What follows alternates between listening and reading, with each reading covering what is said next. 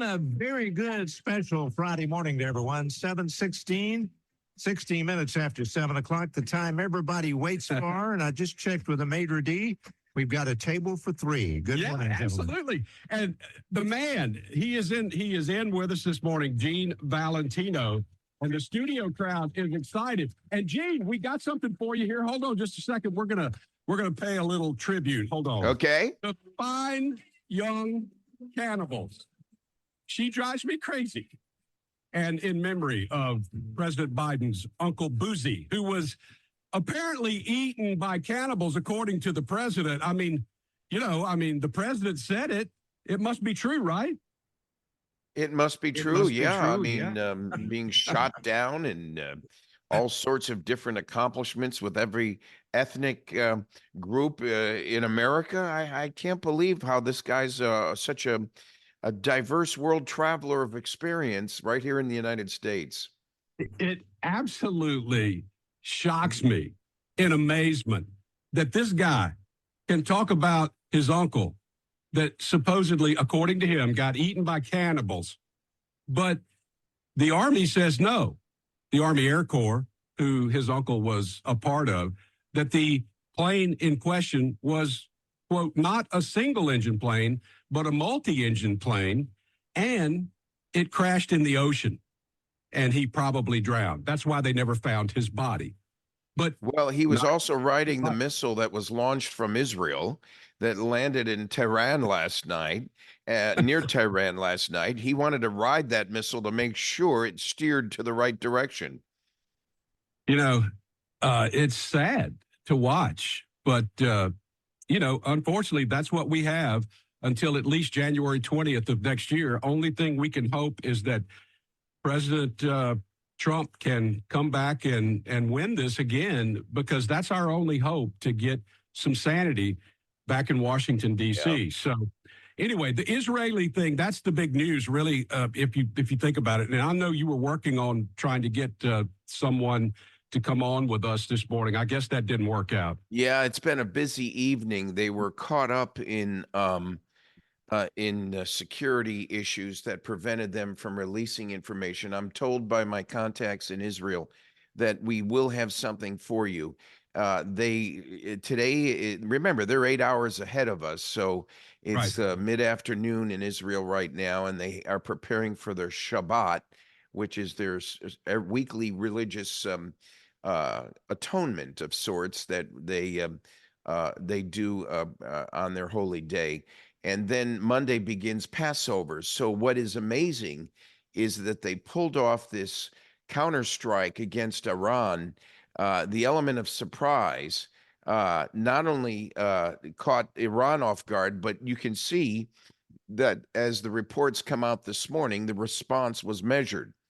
Anthony Blinken hides away over in Italy to give a morning report to the world, talking about the G7's righteous indignation over what happened to Israel, and then immediately shifts the conversation, and 3/4 of the conversation has to do with pushing for funding for Ukraine to protect from Russia's invasion.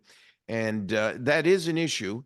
China behind the scene is helping Russia rebuild its infrastructure.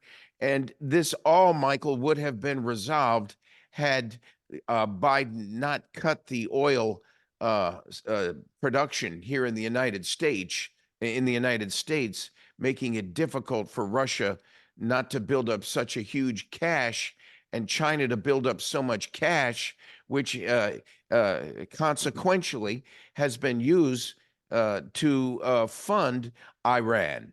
This funding came from oil dollars, which then precipitated more funding down to Hamas, specifically in the Gaza Strip.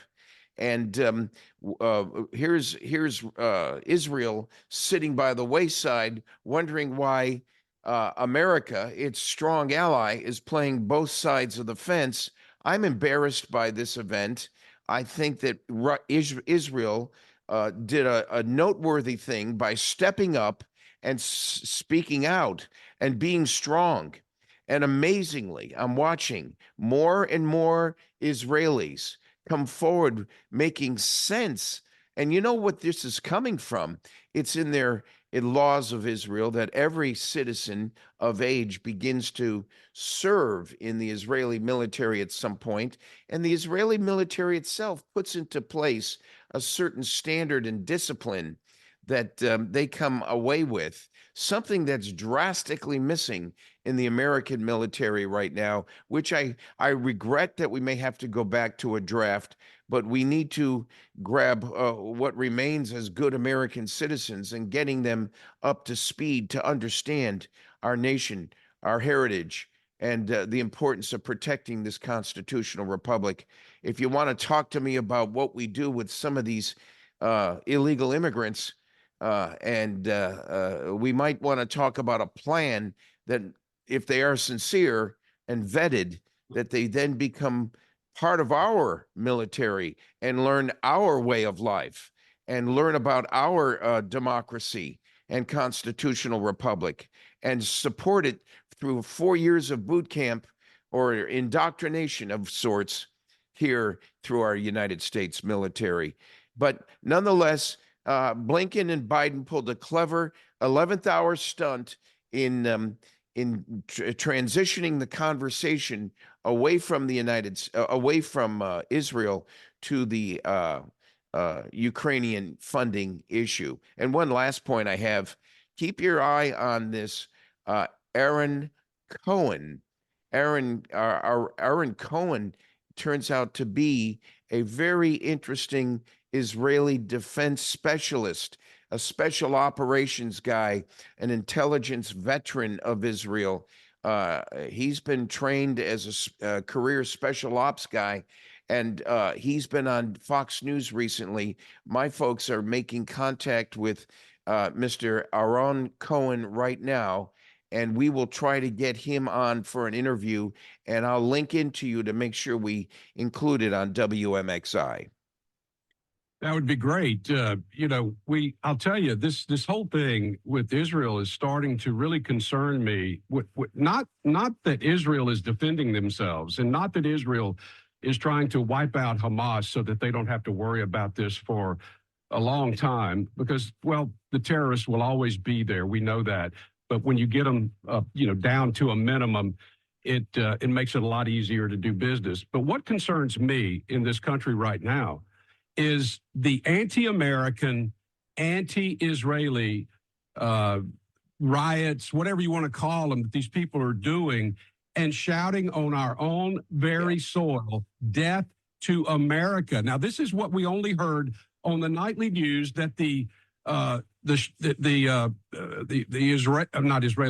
Iranians used to shout, when they were put on TV, death to America. I mean, that's what they would always say. And, it just kind of shocks us, regular old American citizens, that a citizen of our country could actually stand up and say death to America, which goes to show you, I mean, they're showing their hand. They hate this country, and they want our country to fail. And they are trying everything they can to make that happen. And so, it concerns me what's going on here. Well, even Mayor Adams up in New York City has had enough, and at Columbia University, we've seen on the news last night, 108 protesters, primarily Palestinian folks who are anti-Israel, they've had enough. The words of protest and free speech go so far. First, we have a standard that we have to establish for American citizens and Americans' right to free speech. But if you are not an American citizen, you cannot be so inflammatory to use that same free speech excuse, that entitlement, that right, and think you're entitled to get in the face of law enforcement and law-abiding citizens with such inflammatory commentary. There's a term in the law called actionable words. Words can be hurtful. Words can be violent. And it's going to be up to our legislators and lawmakers to really define that distinction more carefully and definitely make sure it doesn't apply to foreigners who've come here to do harm in the first place. And that's what you saw last night on the news, the arrest of about 108 protesters who were now going a step too far. And this, I hope, is the beginning of a pendulum that swings back the other way nationwide, and that we Americans, as we've said 1,000 times, Michael, step up and step out to defend our nation and all of our folks. You know, we had our congressman, our local congressman on Wednesday, and I brought up the fact that you've got these congressional members who are out here in these crowds flying Hamas flags and with these people that are shouting death to America. Now, couldn't that be against the law? Couldn't that be something that the Justice Department could actually indict this sitting Congress member and put them in jail? And shouldn't Congress, at a minimum, censure these people and tell them that this is wrong, what you're doing to us in our country? I mean, isn't that? Yeah. Don't you think if you were a citizen, if you were a citizen in another country, you pull that off, doing that about the other country you're a citizen in, you wouldn't make it down the street. You'd be dead. You wouldn't have to worry about going to court. I mean, there's such a contradiction of freedoms and rights that have gone too far. It's sad, and that's, you take these people that are for all these, I have nothing against transgender people. I have nothing against homosexuals. I don't care. You do what you want to do. But let me tell you, the very people that are transgenders and homosexuals that are supporting Hamas would be instantly thrown off a building over there. That's what's so weird about this whole thing. So we have got day and night mixed up. We've got up and down mixed up. This country has got to get back on the level.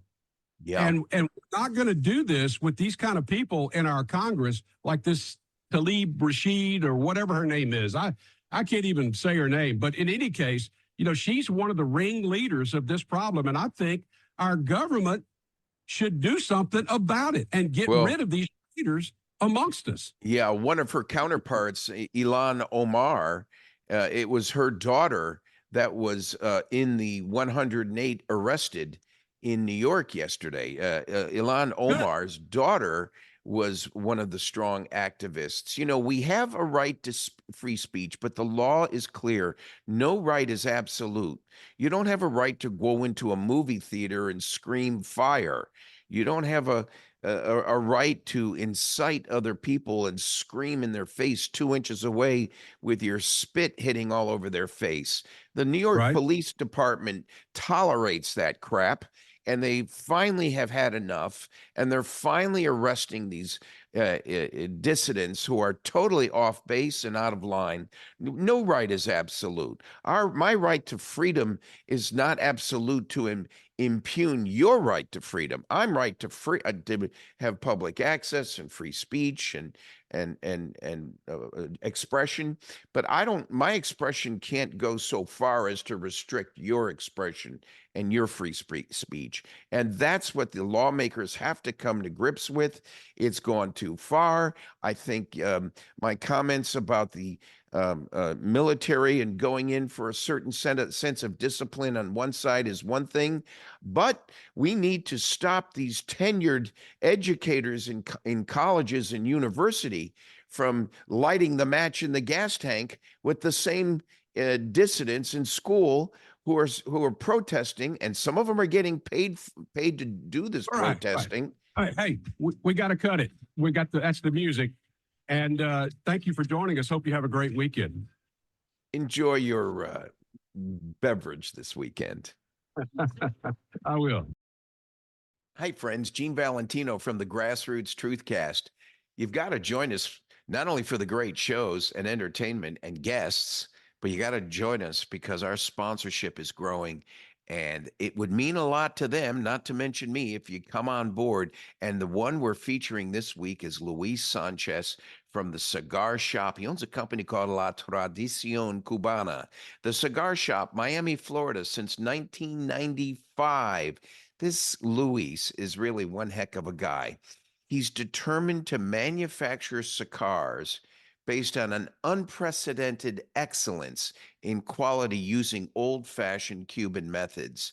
The cigar isn't always cheaper, but it is better. And if, like you're drinking a fine wine, you got to have a fine cigar, look for Luis Sanchez at the cigar shop. He helped me find a nice Connecticut wrapper with a Nicaraguan blend. And this cigar has become not only my enjoyment, but this cigar has also become my brand and my marketing tool. If you notice up close, we've got a little label he's put on there for me. And that's my website, genevalentino.com. It's at the Grassroots Truthcast. Now, here's the deal. You go to thecubanshop.com, find the cigar you want, and Luis will throw in the labels for free. But you got to tell him Gene sent you. Tell Luis Gene sent you. The labels are free. These are $50 to $100 values based on the count. And you can get this to become part of your branding experiment. I'm using this with my guests on the Grassroots Truthcasts. This could be your brand on your product, your service, anywhere in the world. Look for Luis Sanchez at thecubanshop.com. Thanks for joining us. Enjoy your smoke.